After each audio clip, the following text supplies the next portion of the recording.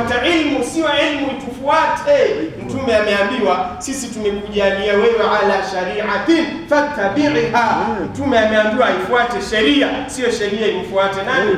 Imfuate mtume. Wewe kuswali peke yako kule ni wewe, elimu inakufuata wewe, sio wewe uifuate nini? Elimu. Akasema wa haqqul imami ayyutamma wa yuqtada bihi ala wajhi almutaba'a.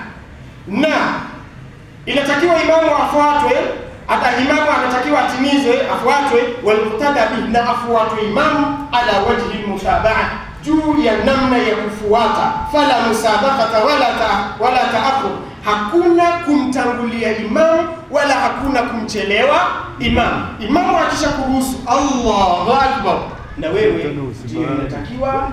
Lakini sio tena unasimama unaangalia mgongo na nani la manungu sana. Tuo sio katika masuala ya kielimu. Lakini tuje, ni nani anayetakiwa kutoka wa kwanza msikitini?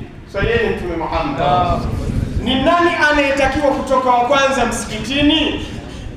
Tupo kwa wanaume, anayetangulia kutoka msikitini kabla ya imamu ni ndugu yake na nani?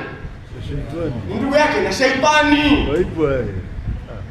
Yaani kiasi cha imamu akisimama alafu umefika pale mlangoni, aisee ndugu yake shaitani, hebu rudi basi, rudi.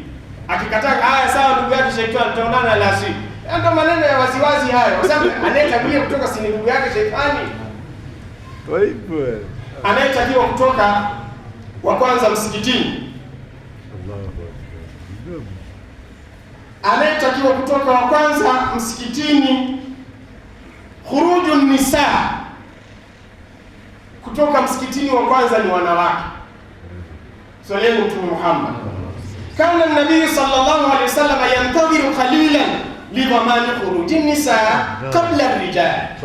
Alikuwa Mtume sallallahu alaihi wasallam, hata yeye mwenyewe Mtume, si nitakiwa imamu atoke wa kwanza Imamu kama imamu, ikiwa Ijumaa kama hii tuna uhakika kuna wamama wanakuja kuswali tuko Sasa imamu inatakiwa, kwa sababu tumeshakubaliana inatakiwa atoke wa kwanza imamu, ndio na maamuma wafanyaje watoke. Ikiwa kuna wanawake na hatuna jambo lolote labda la kufanya hapa msikitini, tumeshamaliza na dua tumeomba, imamu inatakiwa na yeye asubiri kidogo, watoke kwanza wanawake wote, kisha ndio imamu, alafu ndio wafuate waumini.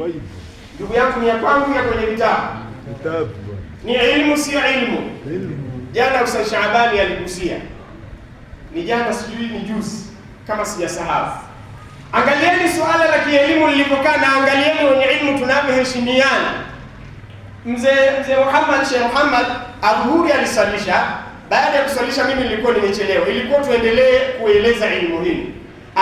Wakati ule Adhuhuri akasema ustadhi baadaye alasiri atakuja kuendelea na ile swala la kielimu, kwa maana ya kuzungumzia kutoka msikitini kabla ya nani? Kabla ya imam. Alasiri ilipofika nimekuja mapema ili kwa lengo swala ikimalizika niweze kufanyaje kuieleza. Akawa tena Sheikh Muhammad akamtanguliza Ustadh Shaabani. Ustadh Shaabani alipomaliza kuswali, swala la kielimu sio tena Imam Muhammad, sio tena Sheikh Muhammad aniambie mimi nisimame, ilikuwa ni Ustadh Shaabani. Lakini pia kwa sababu mimi nilishajua inatakiwa la asili nisimame, ilikuwa inatakiwa alipomaliza tu kusimama, alipomaliza tu kutoa salamu, ilikuwa inatakiwa mimi nisimame kwa sababu nina jukumu nililopewa, si ndivyo? Lakini tayari Imam Sheikh Muhammad alishatoka katika uimamu, ameingia Ustadh Shaabani. Wa kumsikiliza ilikuwa ni Ustadhi Shaabani. Kwa sababu hakuniambia, ndio maana sikuweza kuzungumza alasiri. Suala la kinini? La kiilmu. Anzilu nasa manazilahum. Tuko ndugu yangu. Sasa kwa nini sisi tuko tofauti sana na ilmu? Bainana wa baina al-ilm, baina al-mashriq wal maghrib. Elimu na sisi iko mashariki na magharibi. Tukaulizwa swali zuri sana, kama nyinyi walimu au kama nyinyi viongozi mtakuwa nyinyi wenyewe hamui kama mtume, sisi tutakuwa vipi? Tukasema inatakiwa kwanza nyinyi hebu mtuonyeshe kwamba kweli mmekubali ya kiilmu na kuwa tui viongozi wenu, mtaona sisi tutakavyokuwa sawa sawa. Tunaelewana? Tunaelewana ndugu zangu? Sasa kwa ilmu hii katibu mpaka shilingi ngapi?